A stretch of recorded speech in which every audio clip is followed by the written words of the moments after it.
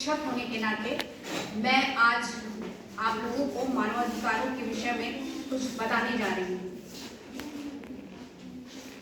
जहाँ तक मानवाधिकारों की बात है, आज 10 दिसंबर है और मानवाधिकारों का अर्थ होता है मानव के अधिकारों से। ये वे अधिकार हैं जिनका समुचित प्रयोग कर व्यक्ति अपने सर्वांगीण विकास की ओर उन्मुख होता है।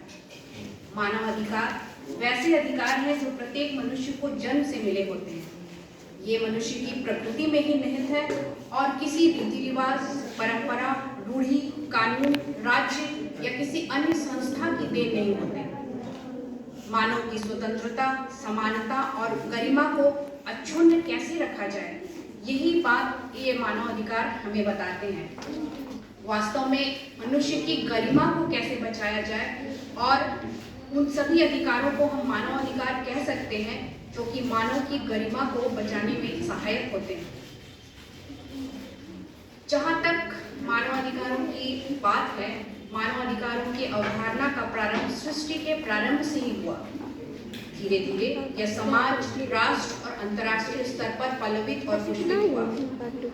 मानवाधिकार संरक्षण का सबसे महत्वपूर्ण प्रयास यूएनओ है, जिसकी स्थापना 24 अक्टूबर 1948 को हुई थी।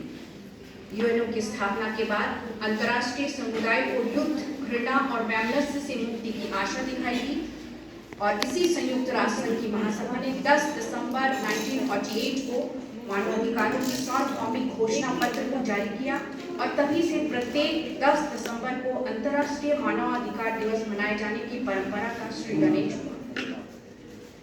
अब हम यह जानेंगे कि मानवाधिकारों की इस घोषणा पत्र में कितने अनुच्छेद हैं और इसमें क्या क्या बातें कही गई हैं। मानवाधिकारों की सार्वभौमिक घोषणा पत्र में 30 अनुच्छेद हैं। इसके प्रस्तावना में संसार में स्वतंत्रता, न्याय और शांति की स्थापना की बात कही गई है। इसका जो अनुच्छेद 1 है और 2 है, उसमें मानव की गरिमा, स्वतंत्रता, समानता और बंधुत्व की भावना पर बल दिया गया है। अनुच्छेद 22 से लेकर अनुच्छेद 27 तक सामाजिक और सांस्कृतिक अधिकारों का उल्लेख किया गया है। अनुच्छेद 29 और अनुच्छेद 30 में समुदाय के प्रति व्यक्ति के कर्तव्यों पर जोर दिया गया है। यूएनओ ने समय समय पर मानवाधिकारों की सुरक्षा के लिए बहुत सारे उपाय किए हैं, बहुत सारे पहल भी किए हैं। दिसंबर 1993 में संयुक्त राष्ट्र महासभा ने संयुक्त राष्ट्र उच्चायोग का गठन किया था, जिसका लक्ष्य मानवाधिकारों की देखभाल करना था। संयुक्त राष्ट्र संघ ने 1993 से 2003 तक के दशक को मानवाधिकार दशक के रूप में घोषित किया और तब से यूएनओ का यह प्रयास रहा है कि किस प्रकार मानवाधिकारों का संरक्षण किया जाए।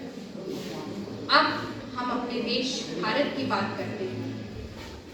सर्वे भवन्तु सुखिनः, सर्वे सन्तु निरामया, यह हमारी सर्वकालिक नीति रही है। जियो और जीने दो, इस सिद्धांत पर हमने हमेशा से विश्वास किया है और भारत ने मानवाधिकार के संरक्षण में हमेशा ही विश्वास किया है। शुरुआत की बात की जाए तो भारत प्रारंभ से ही यूएनओ का एक सक्रिय सदस्य रहा है। मानवाधिकार संबंधी संयुक्त राष्ट्र संघ की सार्वभौमिक घोषणा का भारत ने हमेशा सम्मान किया है। भारत का संविधान उन सभी विचारों, आदर्शों और मूल्यों का प्रशंसनीय ढंग से उल्लेख करता है जिसका वर्णन मानवाधिकारों के यूएनओ चार्टर में है। हमारे संविधान का भाग 3 अनुच्छेद 12 से लेकर 35 तक मौलिक अधिकारों की घोषणा करता है और भाग 4 अनुच्छेद 36 से 51 तक राज्य के नीति निर्देशक तत्वों का उल्लेख करता है। भारतीय सर्वोच्च न्यायालय ने भी अपने कई फैसलों में समय समय पर मानवाधिकारों की सार्वभौमिक घोषणा को उद्धृत किया है और अपने निर्णयों के जरिए उस लोकतांत्रिक भावना को पुष्ट करने का प्रयास किया है जो वास्तविक रूप से सामाजिक न्याय के प्रवर्तन में सहायक है और जो किसी भी प्रगतिशील राष्ट्र का अनिवार्य लक्षण है। भारत की सरकार ने सन 1993 में राष्ट्रीय मानवाधिकार आयोग की स्थापना की। राष्ट्रीय मानवाधिकार आयोग का मुख्यालय हम जानते हैं कि नई दिल्ली में है और भारत ने स्वतंत्रता के पश्चात मानवाधिकारों से संबंधित कई नीतियां बनाई हैं और प्रशासनिक व्यवस्था भी की है। परंतु यह थी सिद्धांतों की बात। वास्तविकता में हम यह जानते हैं कि मानवाधिकारों के संरक्षण में भारत ने कई कदम उठाए हैं, किंतु अभी भी भारत में मानवाधिकारों की स्थिति शैशवावस्था जैसी ही है। अभी भी हमारे यहाँ मानवाधिकार के हनन की घटनाएं होती रहती हैं। आज भी हम जगह जगह पर बाल श्रमिक देखते हैं। स्त्री और पुरुषों के समानता की बात हमारे यहाँ कही गई है, लेकिन हम आज भी जानते हैं कि हमारे समाज में पुरुषों का वर्चस्व है। स्त्रियों को हर जगह दोयम दर्जा मिलता है और घर, ऑफिस और कहीं भी वे प्रताड़ना की भी शिकार होती हैं। प्रश्न यह उठता है कि कैसे इस मानवाधिकार का संरक्षण किया जाए और कैसे इस मानवाधिकार संबंधी सभी घोषणाओं को यथार्थ में बदला जाए। और इसी विषय को लेकर आज हमने एनएसएस के तहत एक छोटी सी संगोष्ठी आयोजित की है, जिसमें हमारी छात्राएं अपने पोस्टर और स्लोगन से इस बात को प्रकट करेंगी कि हम कैसे ह्यूमन राइट्स का संरक्षण कर सकते हैं। तभी इसी मानवाधिकार दिवस की सार्थकता सिद्ध होगी और आज इस दिवस को मनाने की सार्थकता भी इसी से सिद्ध होगी। इसी संदर्भ में आज ये प्रोग्राम अब आगे बढ़ेगा। धन्यवाद।